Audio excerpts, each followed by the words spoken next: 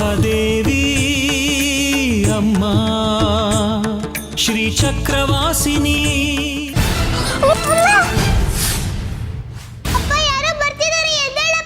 ಇದರಲ್ಲಿರೋ ಬೀಜಾಕ್ಷರ ಮಂತ್ರಗಳನ್ನ ಇದರಲ್ಲಿ ಬರೀ. ಬೇಡ ಮಗಳೇ ಬೇಡ, ಬೀಜಾಕ್ಷರ ಮಂತ್ರಗಳನ್ನ ಬರಿಬೇಡ. ಹಿರಣ್ಮಯಿ ಬರೆಯೋದನ್ನ ನಾನು ತಡಿಲೇಬೇಕು. ಆ ಜಗನ್ಮಾತೆನ ನೀನ್ ಬರ್ದಿಟ್ಟಿರೋ ಬೀಜಾಕ್ಷರಿ ಮಂತ್ರಗಳ ಪೀಠದ ಮೇಲೆ ಬಂದು ಕೂತ್ಕೊಳ್ಳೋದಕ್ಕೆ ಹೇಳು.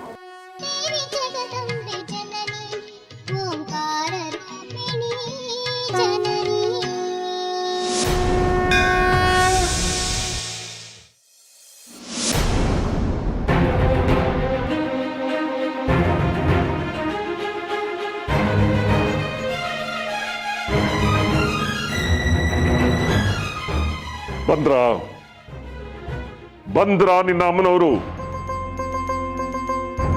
ಬಂದು ಆ ಪೀಠದ ಮೇಲೆ ಕೂತ್ರ. ಅವ್ರು ಯಾವಾಗ್ಲೂ ಬಂದಾಯ್ತು, ನಿಮಗೆ ಕಣ್ಕನ್ಸಿಲ್ವಾ?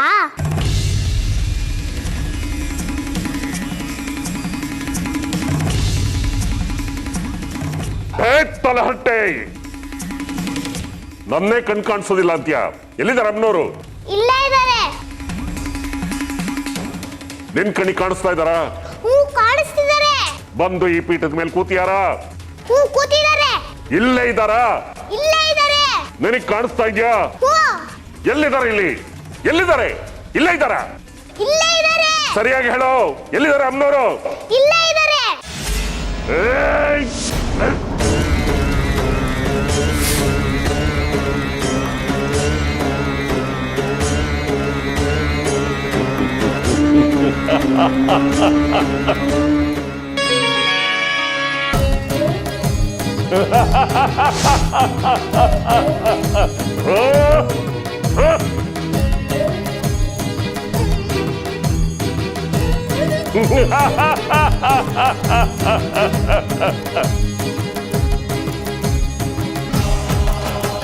ಆಯ್ತಲ್ಲ ಈಗ ನಿಮ್ದೆಲ್ಲ. ಈಗ ನನ್ನ ಮತ್ತೆ ನಮ್ಮ ಅಪ್ಪನ್ನ ಬಿಡಿ.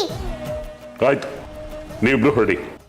ಗೋಪಾಲ, ಇವ್ರನ್ನ ಕರ್ಕೊಂಡು ಹೊರಗಡೆ ಬಿಡು.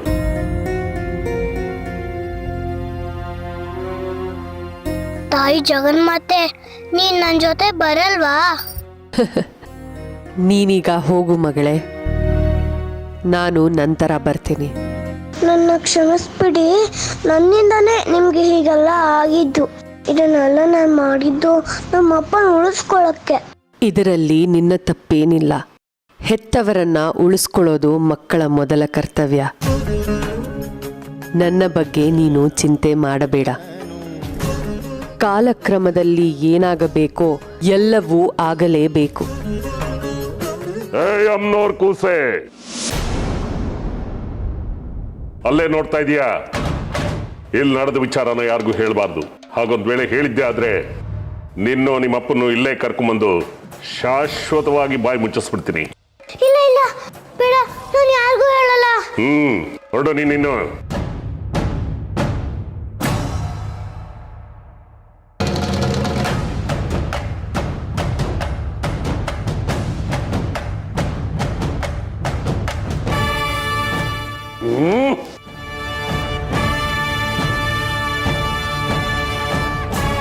ಏನು ತಾಯಿ, ನನ್ನಲ್ಲಿ ಏನು ಕೊರತೆ ಕಂಡೆ? ಪೂಜೆ, ಪುರಸ್ಕಾರ, ಹೋಮ, ಹವನ, ಅಭಿಷೇಕ, ವಿವಿಧ ಅಲಂಕಾರಗಳು ಇಷ್ಟೆಲ್ಲ ಮಾಡಿ ನಾನು ನಿನ್ನನ್ನು ತೃಪ್ತಿಪಡಿಸೋದಕ್ಕೆ ಪ್ರಯತ್ನ ಪಟ್ಟೆ. ಆದ್ರೆ ಒಂದು ಬಾರಿಯಾದ್ರೂ ನನಗೆ ಸಾಕ್ಷಾತ್ಕಾರವನ್ನು ಕೊಡ್ಲಿಲ್ಲ ನೀನು. ಯಾಕೆ ತಾಯಿ, ಯಾಕೆ? ವಂಶ ಪಾರಂಪರ್ಯವಾಗಿ ನಿನ್ನ ಆರಾಧನೆ ಮಾಡಿಕೊಂಡು ಬಂದವಲ್ಲ ತಾಯಿ,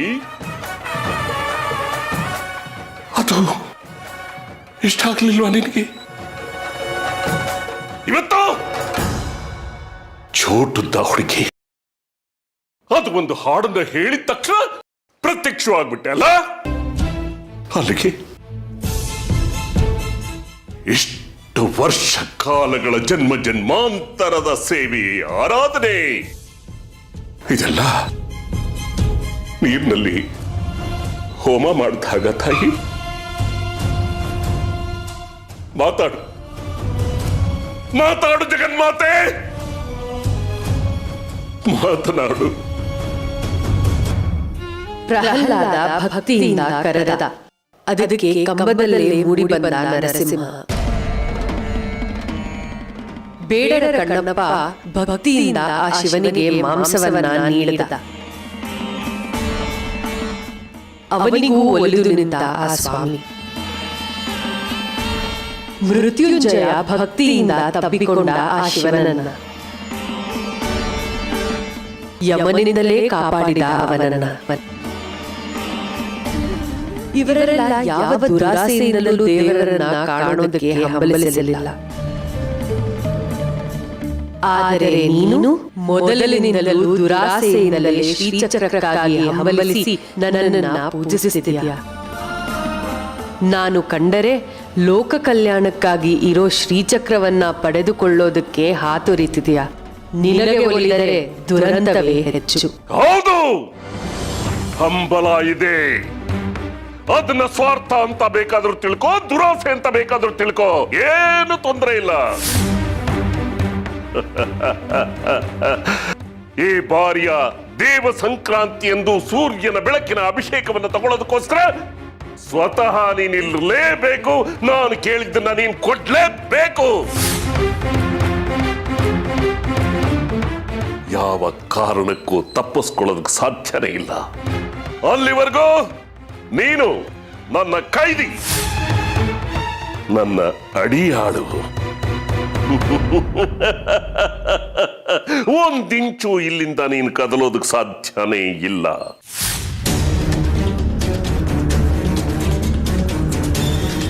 ನನ್ನ ಬಂಧನದಲ್ಲಿರೋ ಅಡಿಯಾಳು ನೀನು. ಕಾಲ ನಿರ್ಣಯವನ್ನು ಯಾರು ತಪ್ಪಿಸೋಕಾಗಲ್ಲ ವಿರೂಪಾಕ್ಷ. ಶನೇಶ್ವರನಿಗೆ ಹೆದರಿ ಆ ಮಹಾದೇವನೇ ಒಂದು ಗಳಿಗೆ ಮರದಲ್ಲಿ ಬಚ್ಚಿಟ್ಟುಕೊಂಡಿದ್ದ.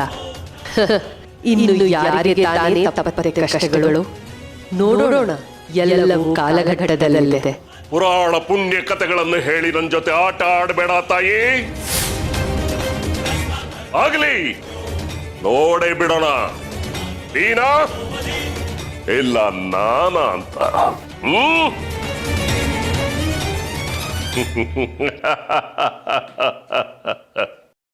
ಮಗನಿಂದಲೇ ತಾಯಿಗೆ ದಿಗ್ಬಂಧನ,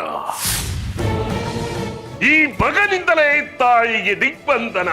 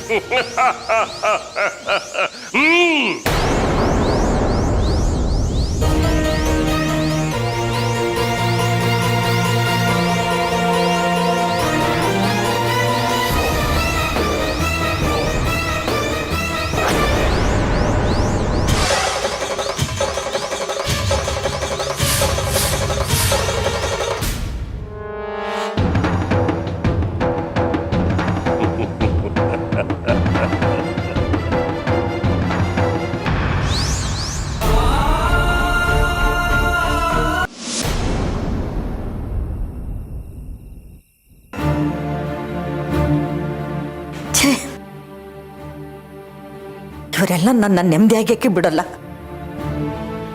ಇವರು ನೆಮ್ಮದಿಯಾಗಿರಲ್ಲ. ಹೊತ್ತೊತ್ತಿಗೆ ಬಂದು ಊಟ ಮಾಡಿದ್ರೆ ನಾನು ಪಾತ್ರೆ ಬೆಳಿಗ್ಗೆ ನೆಮ್ಮದಿಯಾಗಿ ಮಲಗ್ಬೋದು. ಆದ್ರೆ ಇವರುಗಳು ಯಾರಿಗೂ ನನ್ನ ಬಗ್ಗೆ ಕಾಳಜಿನೇ ಇಲ್ಲ.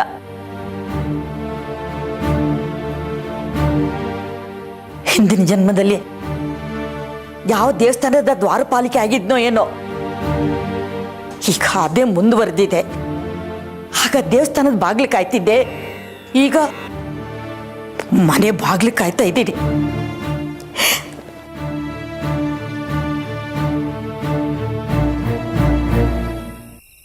ಮಗಳೇ, ನಂಗೊಂದು ಅನುಮಾನ. ಅಯ್ಯೋ ಏನಪ್ಪ ನಿಂದ ಎಷ್ಟೊತ್ತಲ್ಲೇ? ಅಲ್ಲ, ಅವರೆಲ್ಲ ಯಾರು? ನನ್ನ ತಲೆಗೆ ಯಾಕೆ ಕೊಡಿದ್ರು? ಅಯ್ಯೋ ನೀನ್ ಹರಿಕತೆ ಕೇಳಕ್ಕೆ ನಂಗೆ ಪುಸ್ತತಿಲ್ಲ. ಬೇಗ ನಡಿ, ಅಲ್ಲಿ ಮನೇಲಿ ಅಜ್ಜಿ ಕಾಯ್ತಿರ್ತಾರೆ.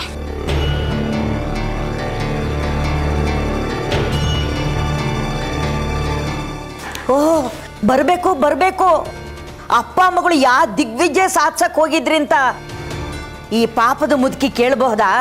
ಅದು ಅಜ್ಜಿ, ನಾವು ದಾರಿಲಿ ಬರ್ತಿರ್ಬೇಕಾದ್ರೆ ಅಪ್ಪನ ಹಳೆ ಸ್ನೇಹಿತ ಸಿಕ್ಬಿಟ್ರು. ತುಂಬಾ ದಿನ ಸಿಕ್ಕಿದ್ರು ಅನ್ಸತ್ತೆ, ಅದಕ್ಕೆ ಮಾತಾಡ್ತಾ ಅಲ್ಲೇ ನಿಂತ್ಕೊಂಡ್ಬಿಟ್ರು. ಓ, ಕಥೆ ಮುಗೀತಾ ಅಥವಾ ಇನ್ನೂ ಇದೆಯಾ? ಅಲ್ಲಿ ನಿಮ್ಮಪ್ಪನ ಮಾತುಕತೆ ಮುಗಿದ್ಮೇಲೆ ನಿನ್ನ ಹಳೆ ಸ್ನೇಹಿತರು ಯಾರು ಸಿಗ್ಲಿಲ್ವೋ? ಏ ಹೋಗಜ್ಜಿ, ನಾನು ಏನ್ ಹೇಳಿದ್ರು ನೀನ್ ನಂಬೋದೇ ಇಲ್ಲ. ಏ ಚೋಟ್ ಮೆಣಸಿನ್ಕಾಯಿ, ನಾನು ನಿನ್ನ ಮುತ್ತಜ್ಜಿ ಕಣೆ, ನನಗೆ ಹೇಳ್ಕೊಡಕ್ ಬರಬೇಡ. ಇಬ್ಬರನ್ನ ಕಾದು ಕಾದು ಸಾಕಾಗೋಯ್ತು. ಅಡಿಗೆ ಮಾಡಿಟ್ಟಿದ್ದೀನಿ, ಇಬ್ಬರು ಊಟ ಮಾಡಿ ಮಲಗಿ, ನಾನು ಮಲಗ್ತೀನಿ.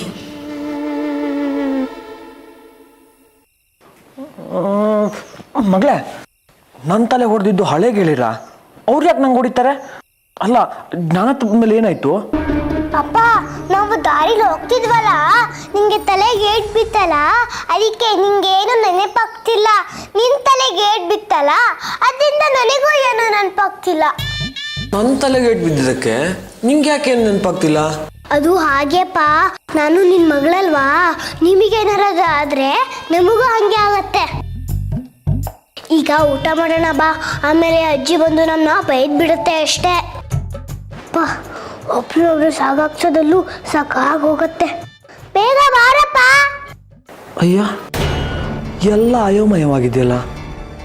ನನ್ನ ಹಳೆ ಗೆಳೆಯರು ಯಾರು ಸಿಕ್ಕಿದ್ರು? ನನ್ನ ತಲೆಗೇಟಾದ್ರೆ ಅವಳಿಗೆ ಯಾಕೇನು ನೆನಪಾಗ್ತಿಲ್ಲ?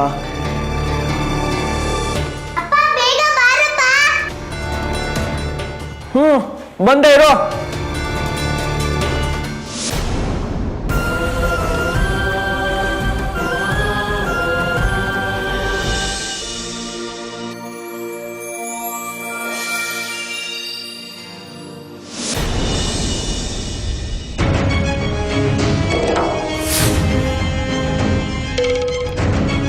ಇವತ್ತು ಅಮ್ಮನವ್ರ ಮುಖದಲ್ಲಿ ಕಳೆನೇ ಇಲ್ವಲ್ಲ? ಹೌದು, ನನಗೂ ಹಾಗೆ ಅನಿಸ್ತಾ ಇದೆ. ಸೂರ್ಯನ ಕಿರಣ ಅಮ್ಮನವ್ರ ಮೈ ಮೇಲೆ ಬೀಳ್ತದೆ ಅಂತ ಇದ್ರು ಪಾಮ್ಗಳು, ಅಲ್ಲಿ ನೋಡ್ರಿ ಎಲ್ಲ ಬೇರೆ ಕಡೆ ಬೀಳ್ತಾ ಇದೆಯಲ್ಲ. ಅರ್ಚಕರಲ್ಲಿ ಇವತ್ತು ಅಮ್ಮನವ್ರಿಗೆ ಪೂಜೆ ಮಾಡೋದಿಲ್ವಾ? ಸೂರ್ಯನ ಕಿರಣ ಅಮ್ಮನವ್ರ ಮೈ ಮೇಲೆ ಬೀಳ್ತದೆ ಅಂತ ಅಷ್ಟು ದೂರದಿಂದ ನಾವು ಇಲ್ಲಿ ಬಂದ್ವಲ್ಲ, ಇಲ್ಲಿ ನೋಡಿದ್ರೆ ಹಿಂಗೆ ಆಗೋಯ್ತಲ್ಲ. ಏನೋ ಸಮಸ್ಯೆ ಆಗಿದೆ. ದೇವಸ್ಥಾನ ಸಿಬ್ಬಂದಿಗಳು ವಿಚಾರಿಸಿದ್ರೆ ವಿಷಯ ಗೊತ್ತಾಗುತ್ತೆ. ಅರ್ಚಕರು ಕಾಣ್ತಾ ಇಲ್ಲ, ಪಂಚಾಕ್ಷರಿ ಕಾಣ್ತಾ ಇಲ್ವಲ್ಲ? ಏಯ್ ಹೋಗ, ಅವ್ನು ಉಗ್ರಣದಿಲ್ಲ, ಅವನು ಏನೋ ನೋಡ್ಕೊಂಬ ಹೋಗು. ನಾನು ಹೋಗಲ್ಲಪ್ಪ, ಅವ್ನು ಮಾತಾಡಿದ್ರೆ ಜಗಳಕ್ಕೆ ಬರ್ತಾನೆ ಅವನು. ಹಾಗಂದ್ರೆ ಹೆಂಗೋ, ಇಷ್ಟೊತ್ತು ಅಲ್ಲೇ ಪೂಜೆ ಮಾಡಿ ಮಂಗಳಾರತಿ ಕೊಡ್ಬೇಕಾಯ್ತು, ಇಲ್ಲಿ ಅರ್ಚಕರೇ ಇಲ್ಲ.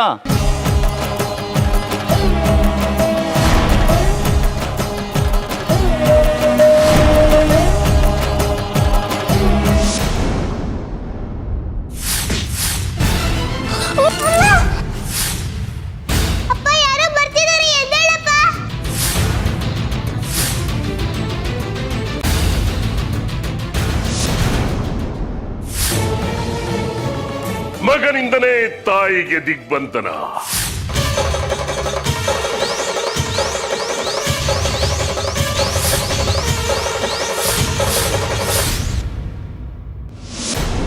ಬುದ್ಧಿ ಇದೆಯೇನ್ರಿ ನಿಮಗೆ? ಎಂತ ಅನಾಹುತ ಮಾಡಿದ್ದೀನಿ ಅನ್ನೋ ಕಲ್ಪನೆ ಏನಾದರೂ ಇದೆಯಾ ನಿಮಗೆ?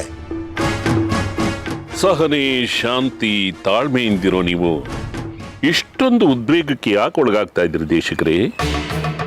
ಪ್ರಪಂಚ ಏನು ಪ್ರಳಯ ಆಗಿಲ್ಲ ಅಲ್ವಾ? ಸ್ವಲ್ಪ ಸುಧಾರಿಸ್ಕೊಳ್ಳಿ. ನಿಂಬೆ ಹಣ್ಣಿನ ಪಾನಕ ಮಾಡಿಸ್ತೀನಿ, ಕುಡೀರಿ. ನೆತ್ತಿಗೇರಿರೋ ಪಿತ್ತ ಸ್ವಲ್ಪ ಕಡಿಮೆ ಆಗುತ್ತೆ, ಕೋಪ ತಹಬಂದಿಗೆ ಬರುತ್ತೆ. ಎಂಥ ಮುಟ್ಟಾಳ ಕೆಲಸ ಮಾಡಿದಿರಿ ಶಾಸ್ತ್ರಿಗಳೇ. ಅಮ್ಮನವ್ರನ್ನೇ ಬಂಧಿಸ್ಬಿಟ್ಟಿದಿರಲ್ರಿ. ಇಷ್ಟು ವರ್ಷ ಆ ಮಹಾತಾಯಿ ಸೇವೆ ಮಾಡಿದಿರಿ. ಕೇಡ್ಗಾಲಕ್ಕೆ ನಾಯಿ ಮೊಟ್ಟೆ ಇಡ್ತು ಅನ್ನೋ ಹಾಗೆ ಈ ಕೊನೆಗಾಲದಲ್ಲಿ ಯಾಕ್ರಿ ಇಂಥ ಕೆಟ್ಟ ಬುದ್ಧಿ ನಿಮಗೆ? ಕೆಲವರಿಗೆ ಬೇರೆಯವರು ಮಾಡಿದ ಕೆಲಸ ಮುಟ್ಟಾಳ ಕೆಲಸ ಅಂತುತ್ತೆ, ಇನ್ನು ಕೆಲವರಿಗೆ ಆ ಮುಟ್ಟಾಳ ಕೆಲಸನೇ ಯೋಗ್ಯವಾದ ಕೆಲಸ ಅನ್ಸುತ್ತೆ. ನಾನು ಮಾಡಿರೋ ಕೆಲಸ ನನಗೆ ಯೋಗ್ಯ ಅನ್ಸಿದೆ. ಈ ನಿಮ್ಮ ಮಾತುಗಾರಿಕೆಯ ಜಾಣತನ ನನ್ನ ಹತ್ರ ಬೇಡ ಶಾಸ್ತ್ರಿಗಳೇ. ನೀವು ಅಮ್ಮನವ್ರನ್ನ ತಕ್ಷಣ ಬಂಧನದಿಂದ ಬಿಡುಗಡೆ ಮಾಡಬೇಕು. ಸುಮ್ಮನೆ ನಿಮ್ಮ ದುರಹಂಕಾರದಲ್ಲಿ ನೀವೇ ಸುಟ್ಟು ಬೂದಿ ಆಗಬೇಡಿ. ನಿಮ್ಮ ಸಲಹೆ ಸಹಕಾರಗಳಿಗೆ ಧನ್ಯವಾದಗಳು ದೇಶಿಕ ಮಹಾಶಯರೇ. ಈಗ ನಾನು ಏನ್ ಮಾಡಿದ್ದೀನಿ, ಏನ್ ಮಾಡಬೇಕು ಅನ್ಕೊಂಡಿದ್ದೀನಿ ಅನ್ನೋ ವಿವೇಚನೆ ನನಗಿದೆ. ನಿಂಬೆ ಹಣ್ಣಿನ ಪಾನಕ ನಿಮ್ಗೆ ಆಗ್ಬರೋದಿಲ್ಲ. ಶೀತ ಆಗಿ ತಲೆ ಸುತ್ತು ಬಂದ್ಬಿಡುತ್ತೆ. ನೀವಿನ್ನು ಹೋಗ್ಬೋದು. ಆಯ್ತು ಶಾಸ್ತ್ರಿಗಳೇ, ನಿಮ್ಮ ಪಾಪದ ಕೊಡ ತುಂಬಿದೆ. ನೀವು ಅಮ್ಮನವ್ರನ್ನ ಬಂಧನದಿಂದ ಬಿಡುಗಡೆಗೊಳಿಸಿದ್ರೆ ಏನಂತೆ? ನಾನು ಅಮ್ಮನವ್ರನ್ನ ಮುಕ್ತಿಗೊಳಿಸ್ತೀನಿ. ನನಗೂ ಉಪಾಸನೆಗಳು ಗೊತ್ತಿದೆ. ಎಂತಹ ದಿಗ್ಬಂಧನವನ್ನು ತೆಗೆಯುವಂಥ ತಾಕತ್ತು ಈ ದೇಶಿಕನಿಗೂ ಇದೆ. ನೋಡ್ತೀರಿ ಶಾಸ್ತ್ರಿಗಳೇ, ನಿಮ್ಮ ಕಣ್ಣು ಮುಂದೆನೆ ಅಮ್ಮನವರ ಬಂಧನದಿಂದ ಬಿಡುಗಡೆಗೊಳಿಸಿ ಎಲ್ಲರಿಗೂ ದೇವ ಸಂಕ್ರಾಂತಿಯ ದರ್ಶನ ಸಿಗೋ ಹಾಗೆ ನಾನು ಮಾಡ್ತೀನಿ.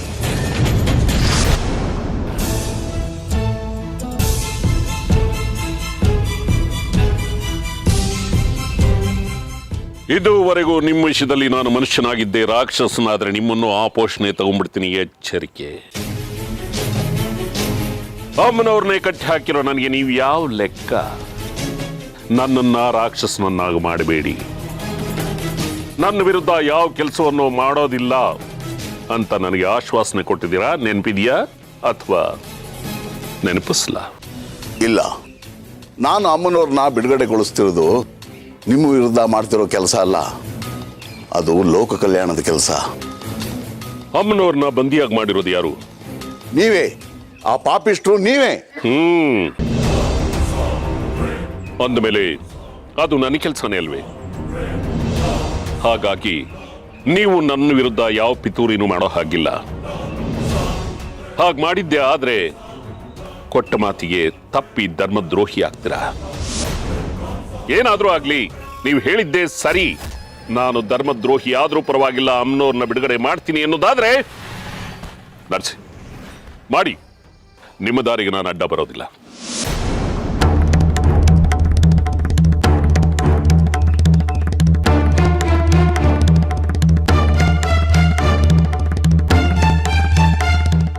ಅಮ್ಮ ತಾಯಿ, ಯಾಕಮ್ಮ ನನ್ನನ್ನು ಇಂಥ ಧರ್ಮ ಸಂಕಟದಲ್ಲಿ ಸಿಕ್ಕಿಸ್ತಿದೆಯಾ?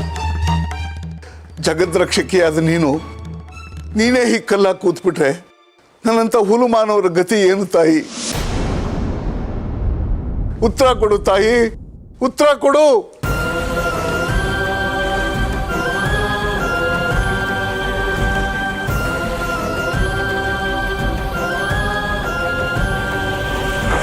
ಈಗ ಒಂದು ಕೆಲಸ ಮಾಡೋಣ. ಅಲ್ಲಿ ಒಬ್ರು ಹಿರಿಕರು ಕೂತಿದ್ದಾರೆ, ಅವ್ರಿಗೆ ಹೋಗಿ ಏನು ಅಂತ ಕೇಳೋಣ ಬನ್ನಿ.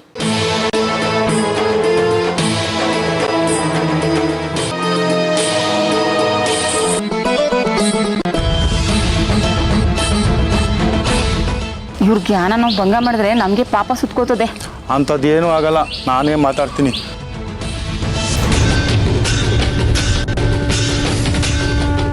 ಸ್ವಾಮಿ, ಓ ಪೂಜ್ಯರೇ,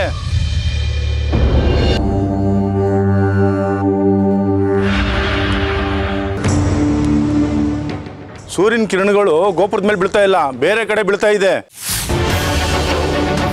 ಅದು ಅಲ್ಲದೆ ಅಮ್ಮನವ್ರ ಮುಖದಲ್ಲಿ ಕಳೆನೇ ಇಲ್ಲ.